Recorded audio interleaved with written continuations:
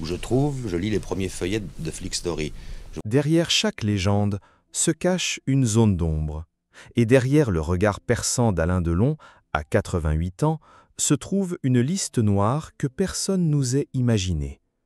Mes chers spectateurs, aujourd'hui, je vais vous emmener là où la gloire et l'amertume s'entrelacent, là où un monument du cinéma français révèle enfin le nom de ceux qu'il déteste le plus.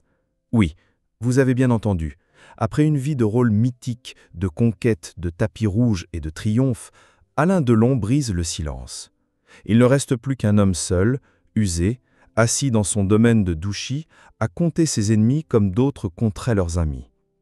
Qui sont-ils vraiment, ces visages jadis familiers devenus fantômes dans la mémoire d'un samouraï vieillissant? Pourquoi ces noms l'hantent-ils encore quand tout devrait être pardonné? Il m'a volé mon fils. Elle m'a trahi.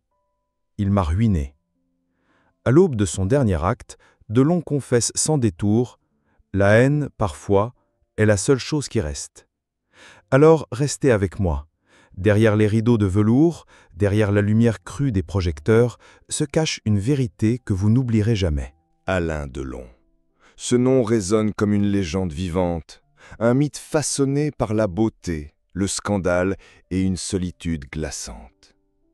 Né en novembre 1935 à Sceaux, en banlieue parisienne, il ne connaît jamais vraiment l'insouciance de l'enfance. Ses parents divorcent quand il n'est encore qu'un gamin.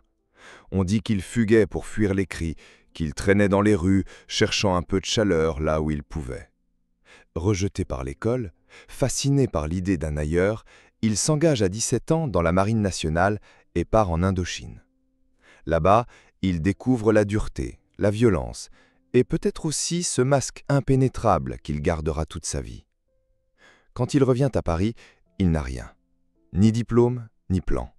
Mais il a cette gueule, cet air de prédateur magnifique, ce regard de loup. Très vite, le tout Paris s'émerveille.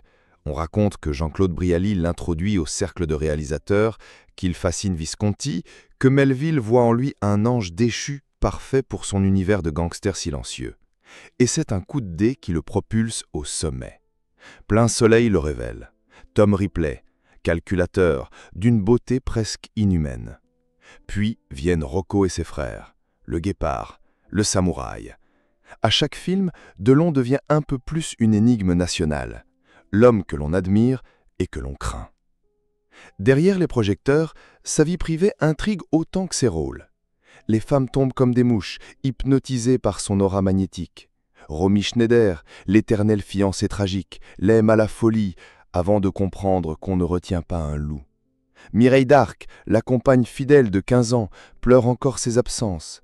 Même Nathalie, mère de son fils Anthony, finira par quitter cet homme qu'on ne peut posséder. Son charisme est une armure, son silence un mur infranchissable. Mais Delon, ce n'est pas qu'un don Juan insaisissable, c'est aussi un businessman redoutable, un producteur, un distributeur, un homme qui défend jalousement son image et ses intérêts. Sur les plateaux, certains disent qu'il peut être froid, cassant, presque cruel. D'autres jurent qu'il est d'une fidélité rare, qu'il paie toujours ses dettes et protège ceux qu'il appelle ses frères. Peut-être est-il tout cela à la fois. En 2019, la Palme d'honneur à Cannes vient consacrer 60 ans de carrière. Une ovation debout, un mythe parmi les mythes. Mais déjà, dans ses yeux clairs se devine la lassitude de celui qui a tout vu. La gloire, les trahisons, les adieux. Aujourd'hui, à 88 ans, Delon vit reclus à Douchy, dans son domaine presque forteresse. Il veille sur ses chiens, ses souvenirs, ses regrets, et dans ce silence, il fait ses comptes. Ceux qu'il chérit encore, ceux qu'il méprise. Car derrière l'icône immortelle, il reste un homme de chair et de sang, prêt à dévoiler les noms qui brûlent encore sa mémoire. Et cette liste, mes chers spectateurs, pourrait bien changer à jamais notre regard sur le dernier samouraï du cinéma français. On croyait tout savoir d'Alain Delon, mais dans les couloirs feutrés de ses souvenirs, certains noms reviennent comme un murmure.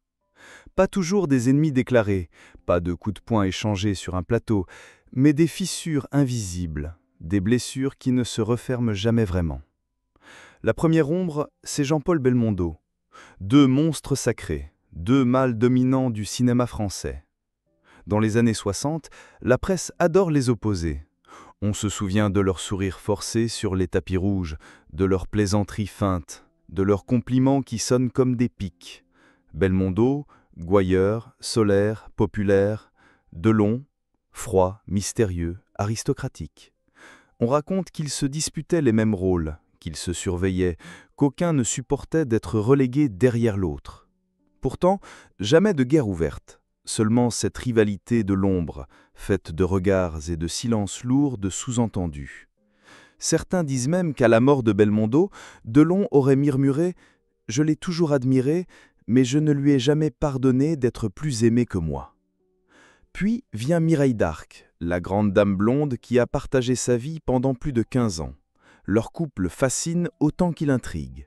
Belle, drôle, discrète, elle semblait être la seule à supporter ses absences, ses colères, ses silences.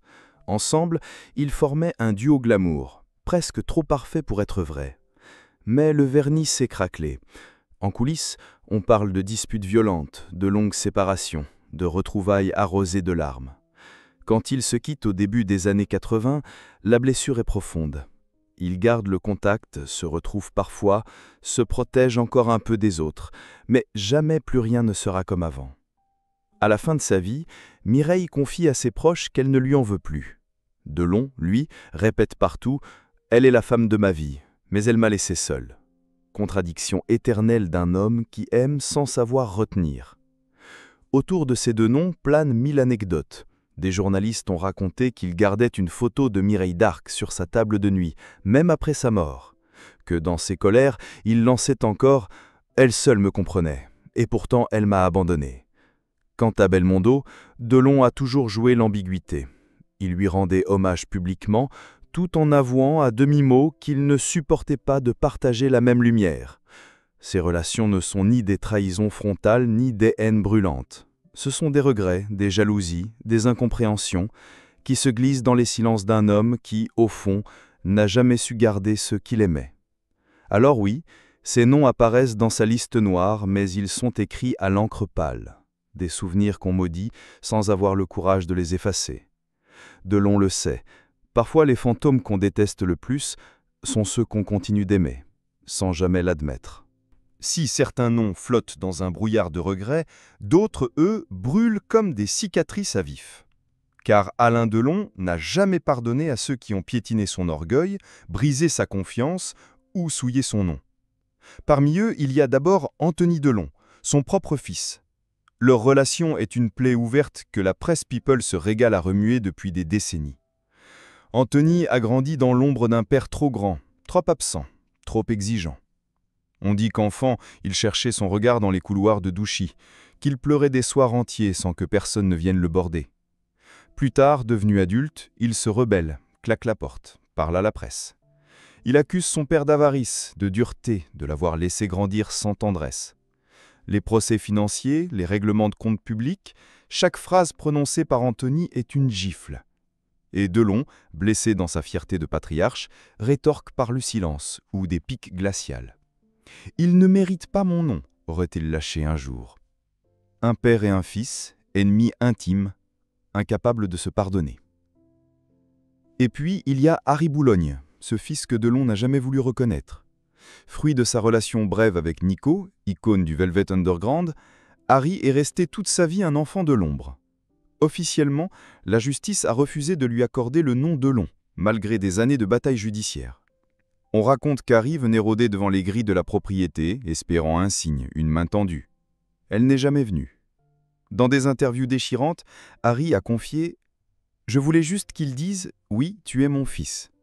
Je ne voulais pas d'argent, juste un mot. » Mais Delon est resté de marbre, convaincu qu'on l'a piégé, qu'Harry n'était un prétexte pour l'humilier. Leur drame est devenu un feuilleton judiciaire, une honte que le clan Delon veut enterrer, mais que la rumeur ressuscite sans cesse. Et dans l'ombre de ces drames familiaux, un nom revient toujours, celui de Christian Lambert. Longtemps, il fut plus qu'un producteur, presque un frère d'armes. Ensemble, ils ont signé des contrats juteux, des films ambitieux, des soirées fastueuses. Mais un jour, tout a explosé. Détournement, trahison, procès. Delon découvre qu'il a été dupé, floué par celui qu'il considérait comme un allié. La presse dévoile des montants faramineux, des chèques disparus, des promesses non tenues. Delon, qui se croyait intouchable, réalise qu'il n'est qu'un homme parmi les requins. Depuis, il ne prononce plus son nom qu'avec un dégoût glacé. Lambert, un traître, un voleur. Plus jamais il n'a accordé sa confiance à un producteur sans lui rappeler cette trahison.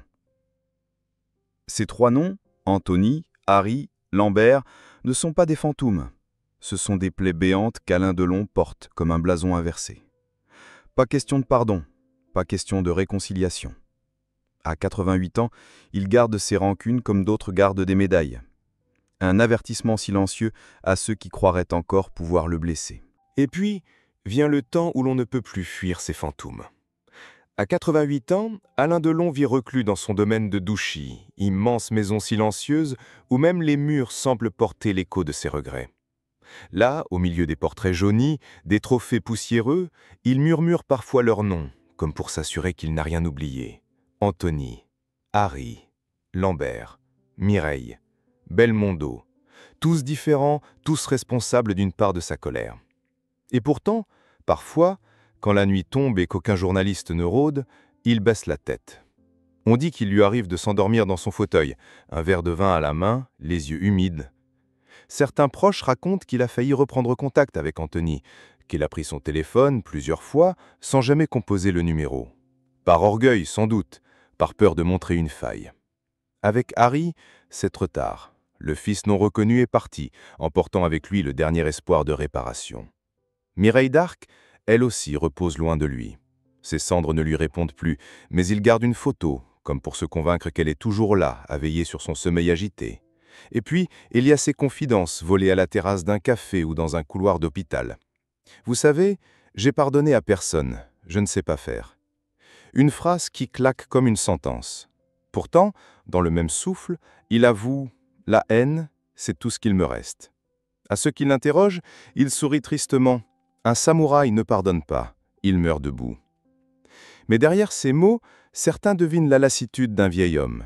Peut-être qu'il aimerait une dernière accolade, un dernier regard sans rancune. Peut-être qu'il espère encore voir Anthony pousser la porte de Douchy, s'asseoir à côté de lui, en silence, sans demander pourquoi. Peut-être. Mais Alain Delon reste Alain Delon, orgueilleux, fier, intransigeant. Un roi sans royaume, un père sans fils, un homme qui, à la fin, n'aura su garder que ses chiens comme gardiens de ses secrets. Alors, quand il dresse cette liste maudite, ce n'est pas seulement pour accuser, c'est aussi une façon de dire qu'il existe encore, qu'il refuse d'être oublié. Dans sa solitude glaciale, ses ennemis sont peut-être les derniers à lui tenir compagnie. Et quelque part, mes chers spectateurs, c'est ça le plus tragique. À la fin, Alain Delon aura aimé, trahi, haï, mais surtout, il aura été seul.